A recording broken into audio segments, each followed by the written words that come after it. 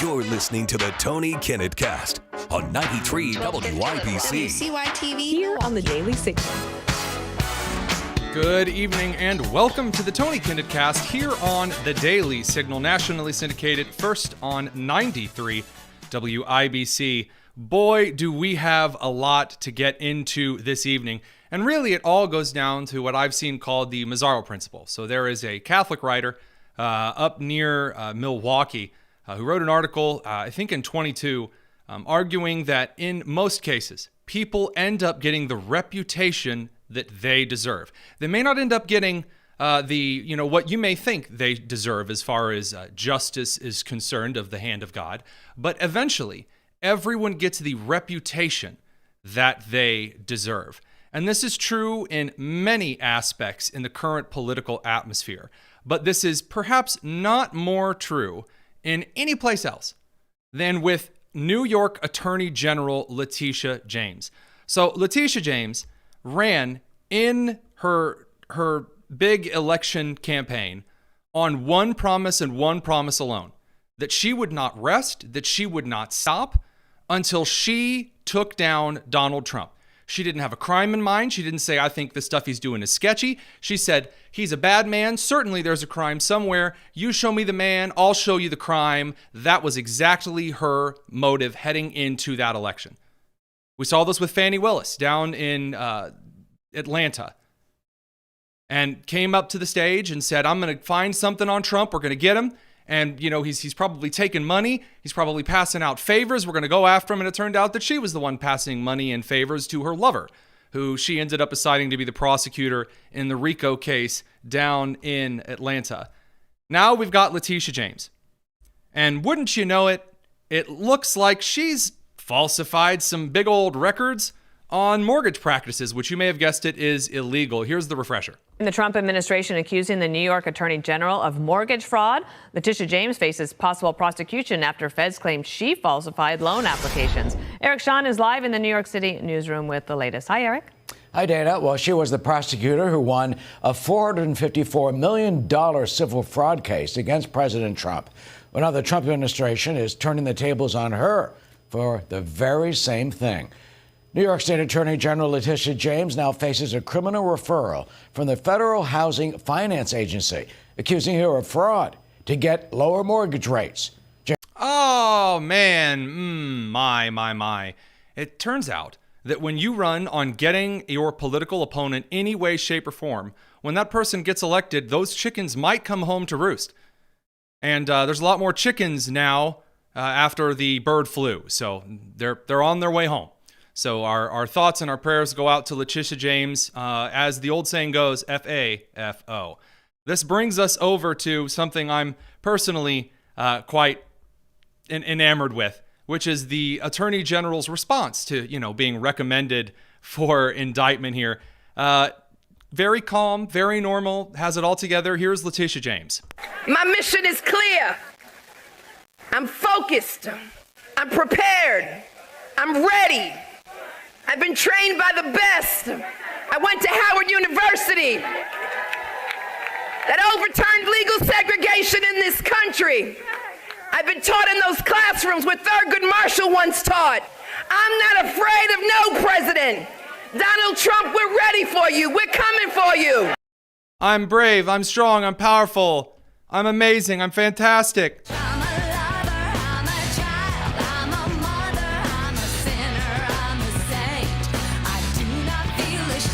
Or if your taste is a little bit, before the 90s, then, I'm a picker, I'm a grinner, I'm a lover, and I'm a sinner. Charging Trump until I'm on the run. Anyway, fantastic stuff. Good. Best of luck to Letitia James. Can't wait to see how that turns out. If it's anything like the Fani Willis case in Georgia, I'm going to be glued to that screen. And that brings us over to the other FAFO moment, your actions will eventually affect your reputation, the story of Kilmar Abrego Garcia. So Senator Chris Van Hollen of Maryland has decided that all Democrats need to make this what they're staking their entire lives on. This is where to go. This is what to do. And so he made a big show after El Salvador President Bukele came to the United States and spoke with President Trump, and the administration said, yeah, it was an administrative error to deport this illegal immigrant to El Salvador. But given that he is a citizen of El Salvador, who El Salvador is previously on the record for wanting him for capital crimes committed, we can't take him. It'd be like someone in the United States, born in the United States, a citizen here of the U.S., committing a murder and then fleeing to France. And then France who says, maybe we're going to, send this guy off to Brazil, because a lot of European countries have sent people to Brazil over the years. So they put him on a plane to Rio, and he sails away from Paris, and instead the plane accidentally lands at LaGuardia in New York. And the cops are waiting for this American citizen who committed murders here on American soil, and they've got him.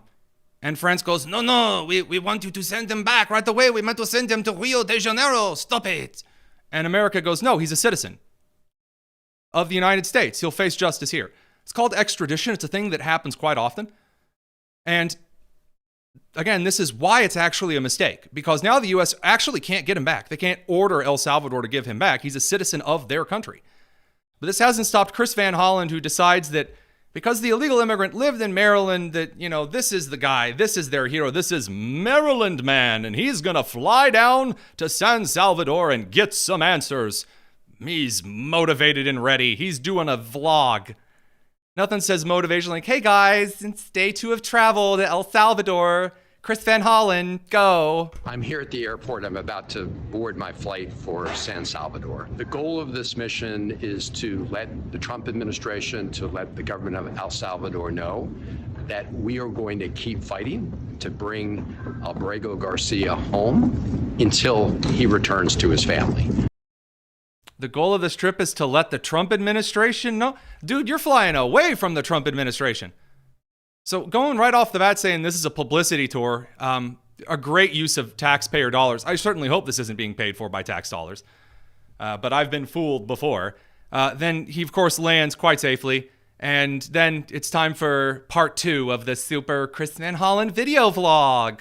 I just landed at the airport in San Salvador a little while ago. I'm now en route into the city, looking forward to meeting with the team from the American Embassy. And I do want to thank our Foreign Service officers and the whole team at this embassy and embassies around the world for all the good work they do on behalf of our country. He's already run out of stuff to talk about. The bipartisan Foreign Service caucus that stands up for. He just rambles. Like, he gets there and he's not really motivated. He doesn't really care. You think that if you were there to, again, protest something that's very serious and deep and personal to you, then you get down there and then it's, I'd also like to thank people at the embassy in Dubai who are very nice, and the toilet paper is 3-ply, and we really like that around here, and I'm on a bipartisan committee, and my mother's name is Joanne, and we always really liked her. Like, what? You don't need to sing the beginning verses of You Can Call Me Al. Like, just update people and shut the phone off. But no, it doesn't matter. By the way, Chris Van Hollen has since, according to Axios, been turned down to see Kilmar Abrego Garcia because Garcia is not a citizen of the United States. This is not like a citizen of the U.S. held in a foreign country. He is a citizen of El Salvador. He was never the property of the United States of America. Now, if he had applied for a visa, maybe we could have something to say, but we don't. He has no authoritative claim to the jurisdiction of the United States whatsoever. That doesn't stop Senator Cory Booker, who actually gets out the angry eyes found with every Mr. Potato Head and just goes full deer in the dinner plates angry on MSNBC. It looks like he's trying to dodge projectiles during the interview. Check it out. Do you think the Trump administration is defying a court order? It certainly appears that they are, and they're trying to play too cute with parsing words. The court has ordered the return of this person and that the Trump administration should do it. They're paying an authoritarian leader in El Salvador to hold people in the worst imaginable types of prisons. By the way, I do love this, that the Democrats are now going to hop on all of the people that are deported. Oh, they're in such dire straits, the gang members of MS-13. You might say, wait a minute, they're saying this guy wasn't a gang member of MS-13. After all, everyone's been getting up saying there's no link, there's no proof, just a couple of old court cases where immigration judges said, yeah, this guy looks like a member of MS-13. They say, well, he wasn't tried by a grand jury. Yeah, that's true. Illegal immigrants aren't tried by grand juries. That's not their due process. And we're going to talk about what they did find, and I'm afraid it's not too good for Senator Chris Van Hollen and his little vlogging tour. This is the Tony Kinnett Cast. Radio crew will catch you in just a second. So what did we find? Oh, shucks. We found a couple of things from the Garcia's past that not exactly too sunshine, just a father of an autistic child who he's living here trying to do his best. You expecting Reba to kick in, a single man who works too hard. No, not the case. What do we find? Well, it appears that in 2021, Garcia's wife sought a domestic violence restraining order against him, claiming that he punched, scratched, ripped off her shirt, and among other harm. Are you telling me that the alleged MS-13 gang member is not the Family Guy? He's not Peter Griffin? Oh, Peter, domestic violence charges. Good God. So that's bad enough. Again, that the man is an alleged wife beater. Like all good fathers. But he has another problem too. What is this particular one? This is posted over by Katie Pavlich, good friend over on X.com. She pointed out there were a few more files the Department of Justice released today. What else do we know about Maryland man?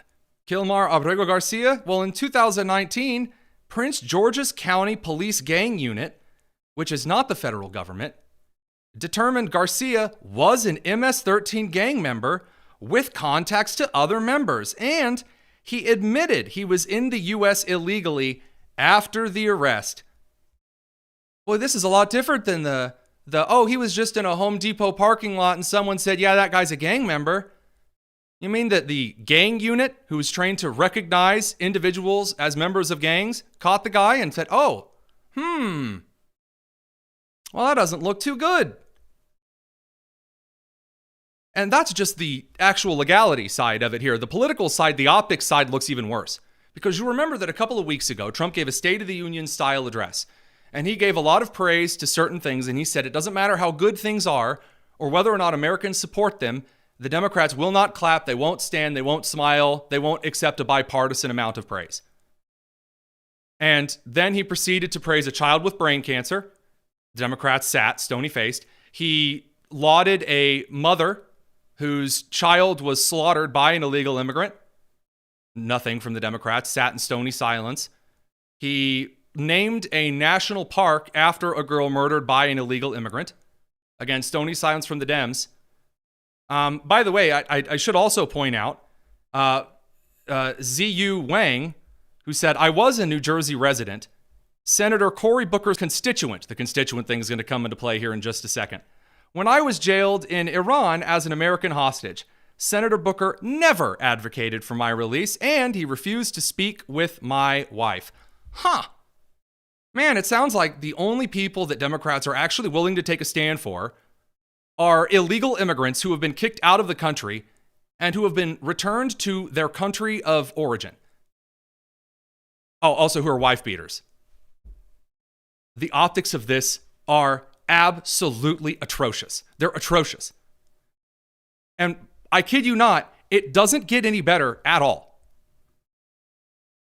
And by the, I mean, really, it really doesn't get any better here, because one would expect that, if we're actually going to dig into this, then maybe, there's a little bit of leeway here at this point that Democrats actually have, reached out to the family of, for example, the Maryland mother whose daughter was slaughtered by illegal immigrants. Maybe you would see a little something on that. No, absolutely not.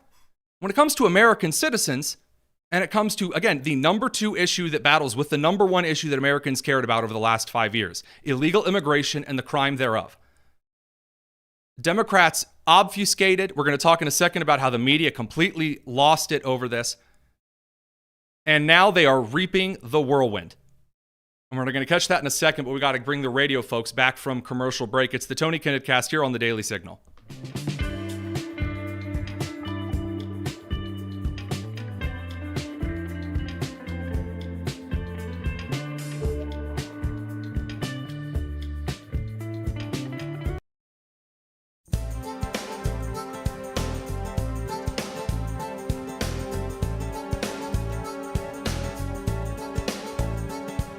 You're listening to the Tony Kinnett Cast on 93 WIBC. It's just going to get worse from here, folks, for the Democrats and their big photo op over the MS-13 identified and confirmed by, again, the Prince George's County, Maryland Police Gang Investigation Unit. This individual, Abrego Garcia, is not a good dude. You know, again, his own wife filed a domestic violence protective order against him. Mr. Family Man here, the El Salvador citizen. And now the left is just going to go full head hawk into this. And as the documents come out, and I said this time and time again, the left, they always go way too far, way too fast. And they end up getting screwed in the details. And here we are. Now, AOC, Alexandria Ocasio-Cortez, the representative from New York who's currently the favorite in the replacing of Chuck Schumer in the Senate, because the old guard of the Democrats, they're being washed away now. The socialists are storming in. AOC is gaining support as she goes around the country with Bernie Sanders to preach about socialism and against the oligarchy and about giving me pudding, lots of pudding. I want lots of pudding so I can get in the nursing home and eat lots of pudding when I get old. And AOC, whose only real accomplishments is being Kamala Harris, but with like a slightly bigger butt. Good for her. I mean, I gotta tell you, if that's like the strategy at hand, I'm not seeing anything very good. And you say, wait, Tony, where do you get off calling her just Kamala Harris revisited? I'm glad you asked, internet individual. Person on the radio, here's why. Because Hillary Clinton, when she ran with Bill Clinton, she lost her Arkansas accent and started developing other weird, awkward, yell into the crowd style emotions that lasted through her presidential run in 2016. Then Kamala Harris stepped up, Hillary Clinton 2.0. And depending on who she was with, Kamala Harris would be changing her accent to something that was a little different every time she spoke in front of a different crowd. And it would always be a really weird stereotypical, like a really stereotypically heavy accent. And we've seen other Democrats do this time and time again. And now here we go. AOC has hopped on the trains. We talked yesterday how she's did some kind of weird Hillary Clinton emotion, but when she was yelling about Kilmar Abrego Garcia yesterday, I think, in Idaho, she then dipped into a wildly over-accentuated, like, Puerto Rican pronunciation of this man. And it's a little bit much here. And we also demand the return of Kilmar Abrego Garcia in El Salvador. I want you to know that we did go back and look over like prior committee conversations that AOC has said. She's never called it El Salvador. Like she never did that. When she's in committee, it's Kilmar Abrego Garcia. There's a slight Hispanic lilt. Again, AOC's family is Puerto Rican. The Hispanic accent of Puerto Rico is, in fact, a little bit lilted. A little bit of accent, I hear you. Absolutely. Fine. Fantastic. When I'm out of Indiana, I still say crick instead of creek. It's just part of where I was raised. That's how it goes. But like when you drop into, we demand the release of Kilmar Abrego Garcia Bador Rastera Chuez Guevara. Like, who are you? Do you expect the mariachi band to walk out behind you? Like, are you so desperate to prove to people? Like, we get it.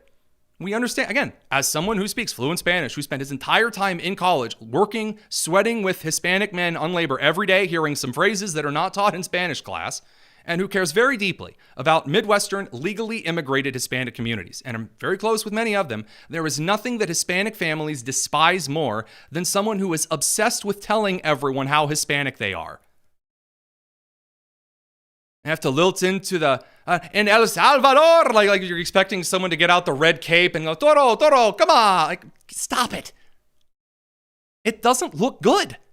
And by the way, as to how this is affecting the Democrats in the polls, the answer is it's just not good. It is just not good, and it ain't getting any better. So Harry Enton points this out over on CNN because, again, it's not just illegal immigration and the deportations that's going on. Also, we've got the economy. Harry Enton over on CNN points out that if you're expecting the Trump administration to be desperately and quickly losing momentum and that apparently everyone regrets voting for Trump now, it ain't happening, Captain. See if we can pull that particular clip up. I mean, this is the big question, right? I hear all these stories, all these articles. All the Trump voters, they regret what they did back in 2024. I'm here to tell you, very few of them regret what they did back in 2024. What are we talking about? Trump voters looking back at 2024. We got a new poll out. The poll was conducted this month. What percentage would change their vote to a different candidate? We're talking just 2%, just 2%. That's not even a wide spot on the road. And then there's this additional 1% who say they would rather not vote. We're talking overall under 5% might or would have changed their vote, Donald Trump voters back in 2024. And then you ask, okay, the same question to Kamala Harris voters, and it turns out the numbers are rather similar. So if there was a repeat, if folks got to be able to redo their vote that they had back in 2024, would the result be any different? I doubt it would be. I doubt it would be. That's rough. That's rough for the left. That doesn't spell great things for midterms, especially not the following presidential, because there's no rising stars other than Kamala Harris, and then tied for second place are Pete Buttigieg, the fantastic failed mayor of South Bend, whose entire qualifications for office as Secretary of Transportation was he likes trains. And then you have AOC tied with Pete Buttigieg, which, like, how embarrassing for her. The socialist queen running around with Bernie Sanders. That's it. Fantastic. And by the way, we could talk a little bit about how Generation Z is appearing split, that kind of the younger Generation Z half is like Republican plus 12. Older Gen Z is only D plus 6. That's still really rough.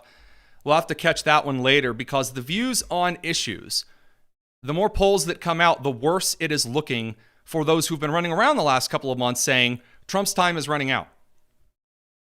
The latest Harvard-Harris poll currently has the efforts by the Department of Government Efficiency, Elon Musk's Doge, the efforts to reduce government waste.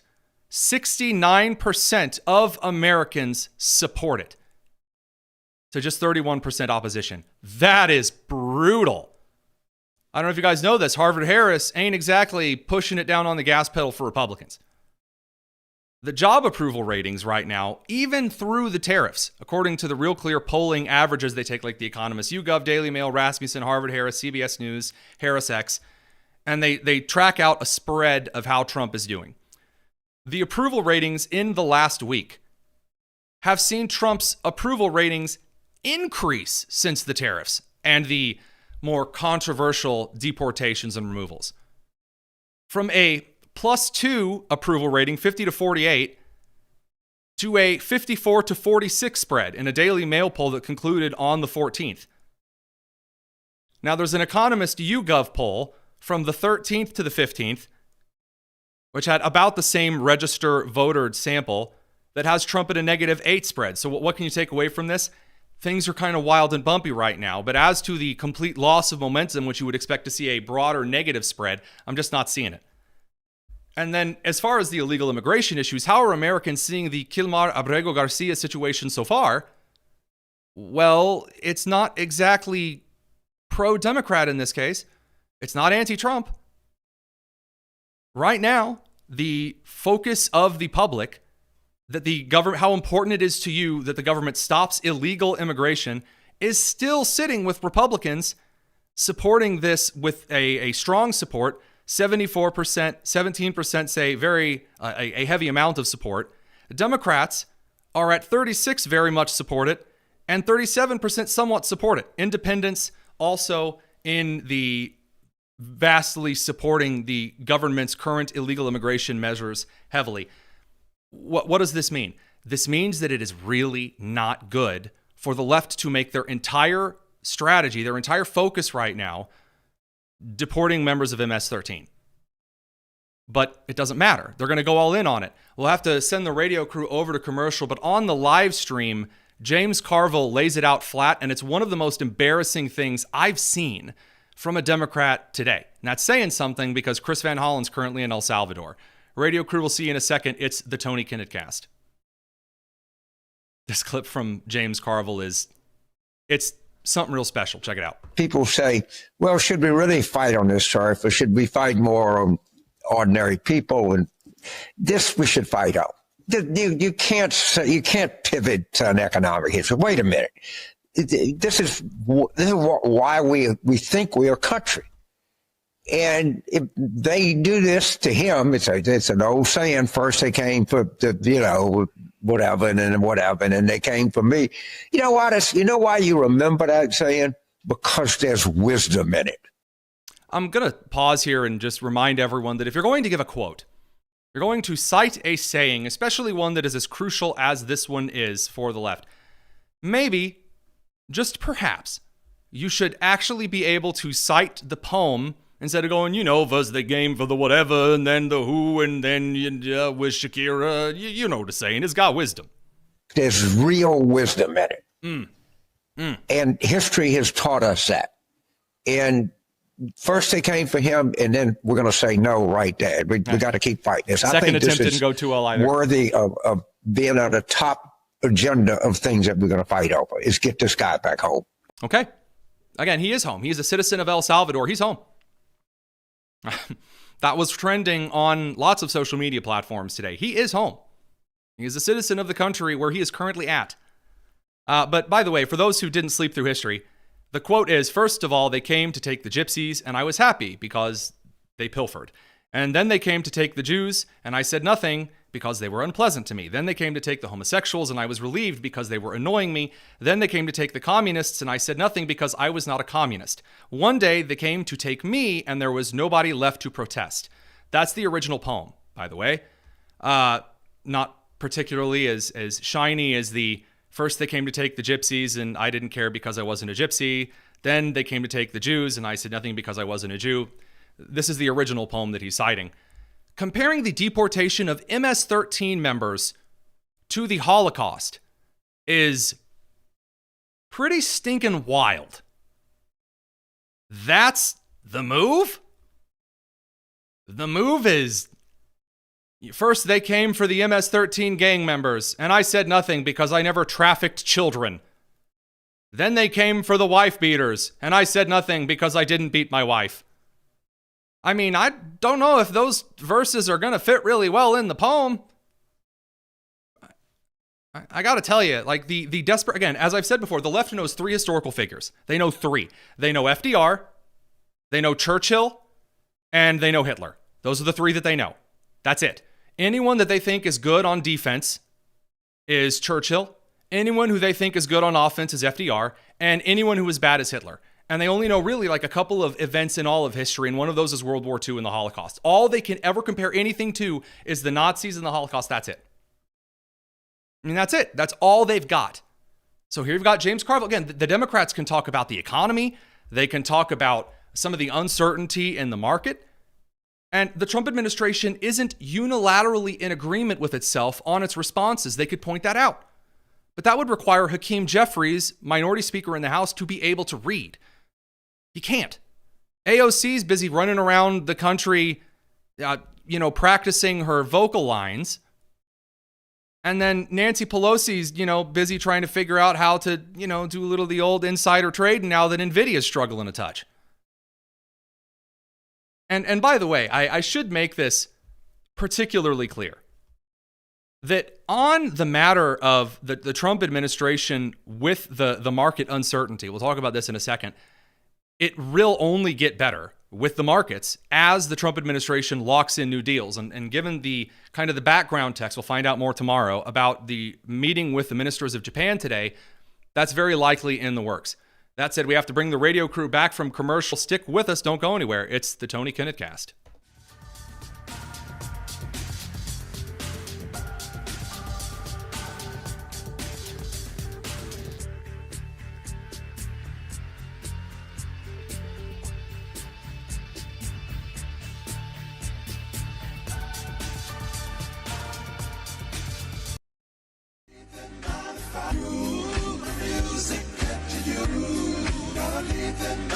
This is the Tony Kinnett Cast on 93 WIBC. So what's the flip side? Because it's all about optics right now. I know that everyone likes to pretend, you've got Senator Adam Schiff going, it's a constitutional crisis, and anyone can get up in front of a podium and they can deliver statements about how the administration is doing. And I do want to make something clear. And I said this when Jen Psaki was the press secretary. I said this when Karine Jean-Pierre was the press secretary. And I'll say this now about Carolyn Leavitt. The White House press secretary's job is to always make the president look good. That is their job. I never begrudged Karine Jean-Pierre, ever, not once, whenever she said something subjective to praise the Biden administration. Now, when she just blatantly lied, that was a problem. And one of the talents that Carolyn Leavitt has is that she can be asked a particular question, and if she needs to defer or move over to something that doesn't directly basically suggest, yes, this is bad, and, President Trump made a mistake. She doesn't do that. She says, in the end, this will work. There may be a bit of a bumpy thing. This administration moves fast, and there may be some bumped heads when running through the hallway, but eventually you're going to get out of the building. And that is, in fact, a very decent talent. Those are baked in optics, though. The American public expects the press secretary to be positive about the president. They expect the opposition party to be negative about the president. But what Americans really pay attention to when it comes to optics are the actions that are taking place and then the response to those actions. Case in point, Garcia. How did the Democrats respond? Did they go, this is bad, we stand with the Supreme Court's recommendation that if it becomes possible to facilitate a judicial hearing, wherever, for this individual, we think that should be done, and then that be the matter, then that would, in fact, be impressive. By the way, this was the Republican standard of how to be an opposition party during the Obama years. This used to be Mitch McConnell's strong suit back in the day. And it was something he was very, very good at as a senator. Now, moving on to the Trump administration now, what are Americans seeing? What actions are being taken? Well, we see governors like Maine's who are standing strong behind what very, very, very unpopular issue with American voters? Biological dudes in women's sports.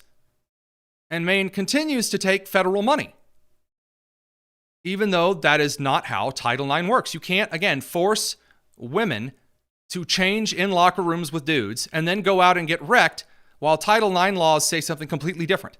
If you're going to take federal money, you got to obey federal rules.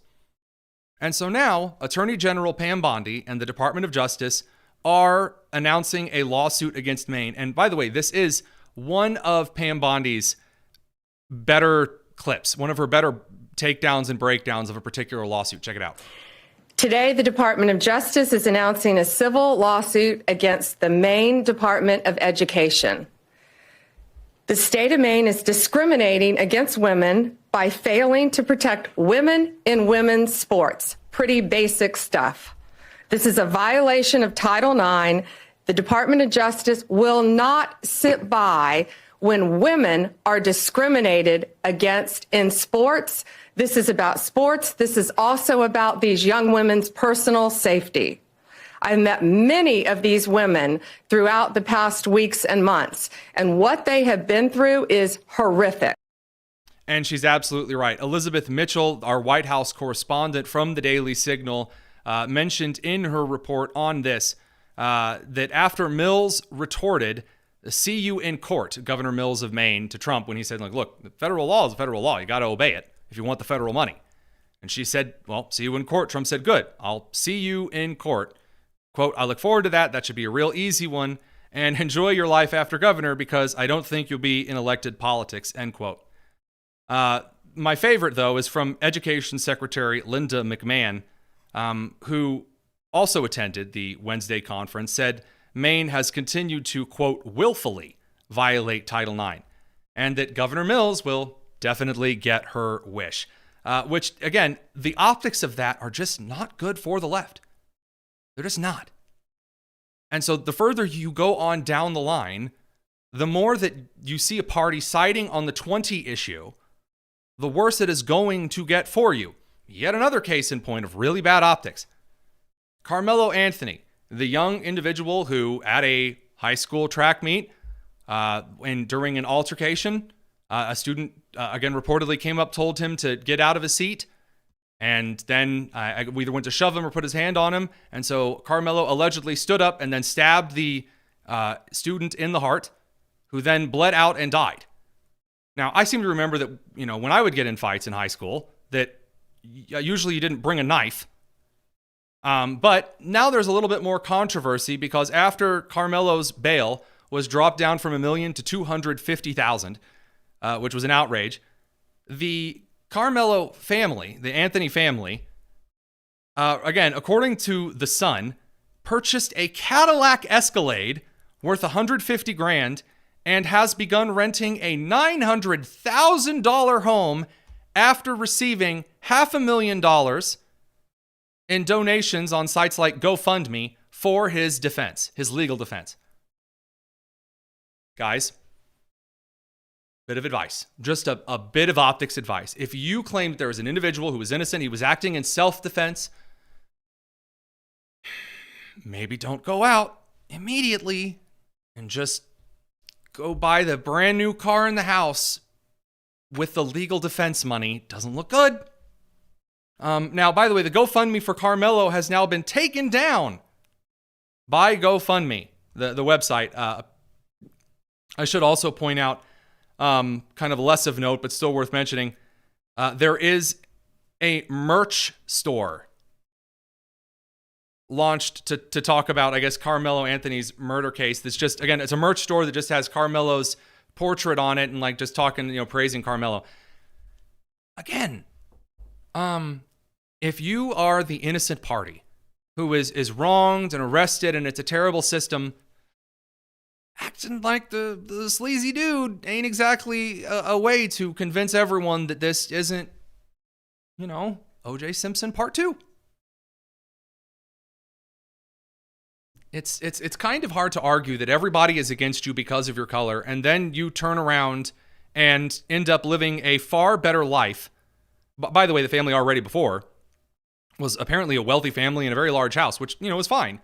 But I was told that like all black Americans are living in like extreme oppression and they're all in extreme poverty and everything is against them. It doesn't look good when, that's the things that you do with the money for the legal defense. So excellent stuff there. And then last but not least, in what I would consider to be awkward optics, we've got the Trump administration who has announced some plans to roll back and kind of alter the way the current endangered species legislation and regulations work. And the idea behind this is, by the way, that there's the Trump take, and then there's like the actual scientific reasoning behind it that makes a lot of sense. And we've actually seen Lee Zeldin over at the EPA make some pretty good rationale behind endangered species. So we all grew up in the age where endangered species, they'd show the picture of the eagle and then like the great, amazing, the bears and then tigers from India and all these animals that are going extinct. And Jane Goodall would like emerge from the trees and would say, everyone's going to die if you don't protect endangered species. And so, a massive effort was made against poaching and was very successful. The problem is in ecology, you have what are called predator and prey relationships. And if you do not allow varmint predators to, after a while, be hunted, and you have a surplus of prey, then you have an event that is called overpopulation, which takes place. So I used to do this particular assignment with my students. It was actually a middle school lab of all things, where we would talk about the deer and wolves. And so you would have a number of deer, and the deer would eat the grass, and then the deer would begin to multiply, and then the wolves, having more food available, would then multiply, and then the number of deer would go down, and then the wolves, now ravenously scouring the countryside, would end up being killed in part, and also would die of starvation, and then you would have fewer wolves, and the cycle would repeat. Well, in American regulation right now, you can't kill the gray wolf. You can't. You will be in very, very, very much trouble. If God forbid, oh heavens help us, you kill a Canada goose, because there aren't enough of those. Oh, God help us. Sorry, that's just another point for another time. Canada geese are not predators. They're just disgusting. Or the gray wolf in this case. You're not allowed to kill the gray wolf. There are 3 counties in New Mexico which are currently considering a state of emergency because of the overpopulation of the gray wolf. Most of the states west of the Mississippi are experiencing double the prior pre-decade number of the gray wolf in those states. And how's the media currently trying to cover this? Like, what's the big move here? oh, well, I mean, hey, Trump's just trying to kill all the animals so that factories can be built. And by the way, Trump has said that this is in part to try to remove a lot of the silly regulations like, oh, you can't build a factory here because the sub-Saharan Saskatchewan minnow made its home here 15 years ago, and it's the only one with purple specka dots. Yeah, that is, in fact, going to be a good thing in the end. So we're going to come back in a second with the radio crew. This is the Tony Kinnett Cast here on the Daily Signal. I do have one other thing regarding the Kilmar Abrego Garcia story that I think you guys are going to appreciate. Because I haven't really got to talk about the media. And the media's arguments on this aren't just bad optics, they're ugly optics. They are ugly optics. And they're not getting any better. I kind of thought that after a couple of days of using kind of the loaded language that they would kind of start to come around and say, well, here's kind of the case. Axios released an article today saying new. El Salvador has denied a request from Senator Chris Van Hollen to see or speak to his Maryland constituent, Kilmar Abrego Garcia, who was mistakenly deported to the country, Van Hollen said during a visit to El Salvador. Okay, a couple of things here. But the biggest is that the use of the word constituent is really, really, really, really, really gross. He's not a constituent. Garcia is not, in fact, a constituent of Senator Chris Van Hollen's. He's not. A constituent, by legal definition, is, number one who authorizes another to act as an agent, and number two, a member of a constituency, which means having the power to create a government or to frame or amend a constitution. You say, what does that mean? That means that a constituent is someone who is a legal citizen who can cast a vote for someone to represent them in a representative republic. And number two, to pass laws through referendums according to the state constitution, right? To make an amendment to a state constitution almost always requires a vote by the state. There are some states that's a different process, but in the end, it is still, even if it's a state legislature voting on the Constitution, that is still the constituent getting to vote on that decision just through a representative republic. So he's not a constituent. He's not. And this is a very blatant bit of journalistic malpractice. Not exactly hiding the ball when they called him Maryland man either, trying to insinuate that this is a United States citizen. That's what they're trying to tell people who are uninformed. That this is a guy who deserved to be here, just a regular dad from Maryland who Trump deported because they're trying to terrify everyone into believing that they are going to pick American citizens up off the streets for looking brown and then deport them. Now, that's not, in fact, at all true whatsoever. It's not happened. And by the way, if you're hanging out with gang members on the street and you're a citizen and you're detained, yeah, by the way, under RICO laws and under United States security laws, if it's suspected that you are currently hanging out with terrorists, the government has a right to temporarily detain you because it is illegal to be a member of a foreign terrorist organization and then check your ID. That's allowed. The government can't check my ID. That's a violation of my privacy. No, it's not. It has never been a violation of anyone's privacy ever to check your ID to belong in an area. Don't be silly. Don't be stupid. And Axios can't handle either of those particular tasks. So a constituent, by the way, there's the small counter argument that because currently the census counts people who are illegal immigrants, and that changes the number of the House of Representatives and electoral votes, that means that he is a constituent of the House. No, that's not what that means either. Representation is only representation if it is accountable to the vote. Otherwise, I'm not representing for you. I'm just choosing to speak for you. Basic legal and civic stuff, boys and girls. Not as common as it used to be. All right, we're going to bring everyone back in from the radio side of things for a little bit of the quick news reaction. Don't go anywhere. It's the Tony Kinnett Cast.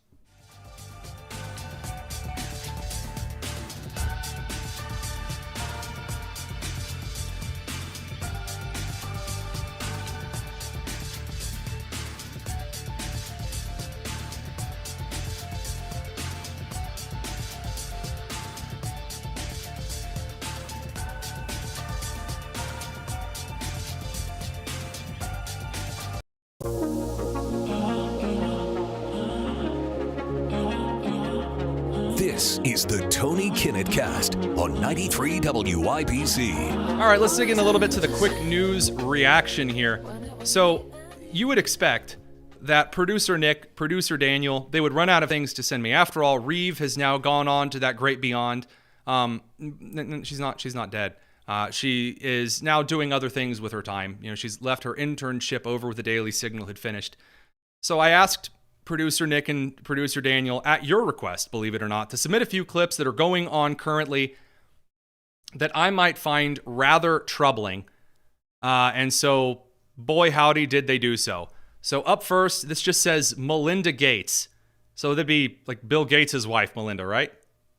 Or ex-wife. That's right. He divorced her and she took half of the stuff. All right, Melinda. I wanted to split off and do my own work through Pivotal Ventures because I thought there were things I wanted to do in the United States that... Boy, she really just said that she divorced her husband because she wanted to do her own thing. Can you imagine having a marriage where it's like, I wanted to do my own thing, so I cut off the other half of me? Good heavens. Keep going, Melinda. Would be easier to do really under my own organization. And one of the things that spurred me on was thinking about the fact that my two granddaughters, who are ages 2 and 5 months, they don't have as many rights right now as I did growing up. And that just doesn't make any sense to me. What are these rights? And rights to do what? Rights to, I guess if they live in a state where, you know, abortion is legal or no longer legal up until birth, that what, they don't have a right to kill the 2-year-old and the 5-month-old that were just in the womb? Anyhow, I love it. Again, nothing more important to billionaires than killing children so you can have as much sex as possible. Virtues. All right, what do you got next here? This is a group of ladies in Atlanta who just decided to get out and dance in the intersection so traffic can't move. They're just dancing because it's trendy, like it's good.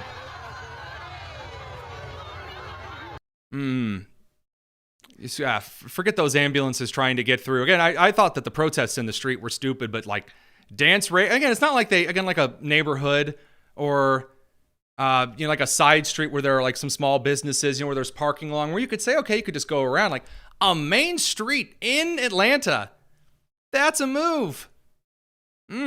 That is a decision that one can make. My goodness. The message for the people of Gaza is going to be more. All right, this is a guy from the Dearborn Heights fundraiser for Middle East Children's Alliance. Here we got here. It says this is an individual from Dearborn, Michigan. All right, let's hear what he has to say. More of the message that should be sent to the people here, in that they have achieved victory. We haven't done anywhere near enough. And the people here, I promise you, we do feel ashamed. We do feel like we're not doing enough. We do feel like change needs to come, because change must come. And in the form that it must come is that this empire, the American empire that's been hurting our people since the beginning, the imperial Western powers that have been hurting our people since the beginning, they must fall. And inshallah, they will. I love this so much. So they're never really hiding the ball, the fundamentalist Muslim individuals, are they? I love the idea that whenever it comes to an individual talking about national politics regarding Islam, it's never going to their home countries and reforming those. It's always coming to another country that's doing pretty darn well and tearing it all down and then openly calling for, women to be brutalized at like age 7. Never hiding the ball on that particular one. Again, I'd like to see the list of countries that have improved since the mass migration of individuals who are usually on the Shia side of the denominative differences. I'm waiting. Oh, crime increases? I'm shocked. Shocked, I say. Fantastic stuff. What's next here? Trans women aren't women, then is this big croissant not a croissant? Why did you do this to me? Why did you do this to me? If trans women aren't women, is this big croissant not a croissant?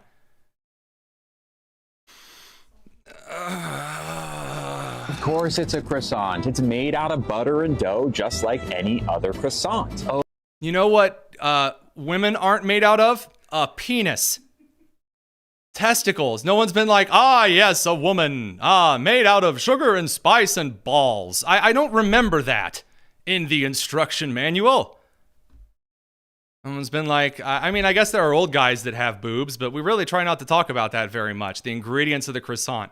What an excellent example. Please, trans individual, tell us about your croissant biology. But there are biological differences. This croissant was born different. I'm not saying that there isn't a cosmetic difference between this croissant and this croissant, but they are both inarguably still croissants. Okay, so he's got a big croissant and a little croissant, and he's like, they're still croissants. Correct. Midgets are still humans. People who deal with dwarfism, children, they're shorter, they're smaller, they're still people. By the way, this individual has made the case that they're part of the same species. Yes, men and women are biologically the same species. So I guess the only case that he has made is that furries aren't actually dogs, and that one horse actress from Hollywood is not a real horse. Though I won't take a vote, because then you have to call for the ayes and the nays. So I'm fantastic stuff. I think we have one or two more to react to, but we're going to bring that over to the bonus side of the show. Radio crew, we appreciate you. We like you. We don't think you stink. We'll catch you real soon. It's the Tony Kinnett Cast here on the Daily Signal. All right, live stream crew, before we leave here, before we say a fine farewell to an evening full of the wife-beating MS-13 member whom is currently a guy I haven't seen the left that upset over since Jussie Smollett attacked himself. So, before we leave that ado, here's another beautiful, oh no, man dressed as pretty princess in Miami. En serio.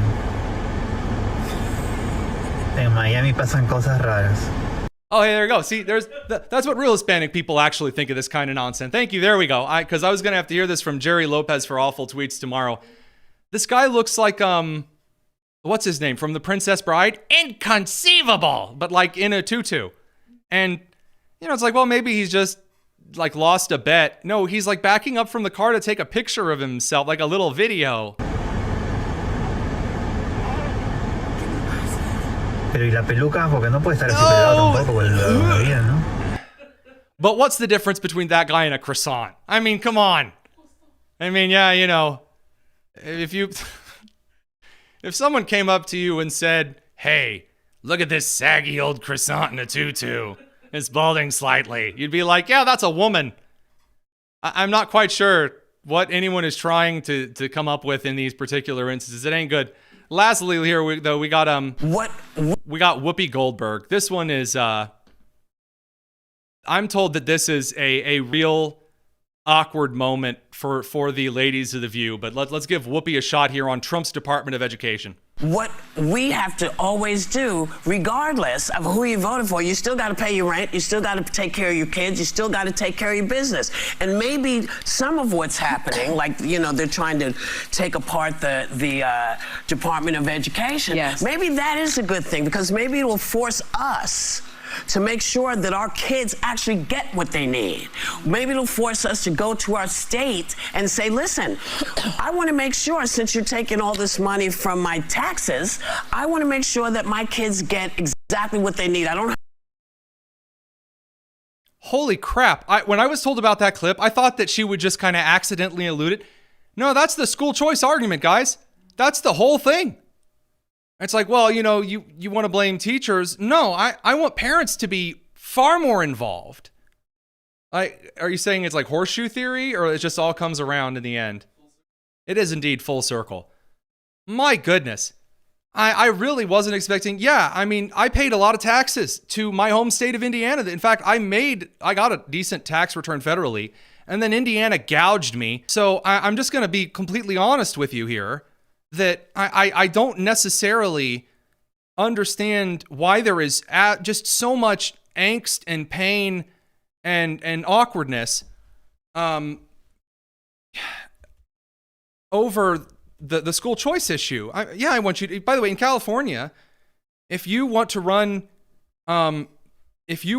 California, and as a far left blue place with education policy in the public schools, you want to be like that. Yeah, I mean, absolutely. I do not see what possible reason that one might have to not wanting to be involved with their kids' education. It just seems lazy to me otherwise. And so those things all said at the end of the particular show, I got to tell you, I got to give you a little encouragement here at the end here. We've talked a lot about optics tonight. We've talked a lot about, going for good causes and for lost causes. Maybe don't get out there and defend the MS-13 gang member. There's a lot of great people at home who you can support.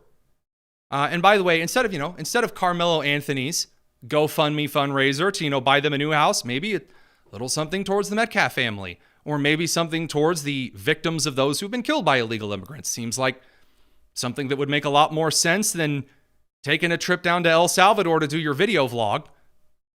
Those things all said, have an excellent evening. We'll be right back here tomorrow. Same great time, same great place. It's the Tony Kinnett Cast here on the Daily Signal, nationally syndicated and first on 93 WIBC. Take care.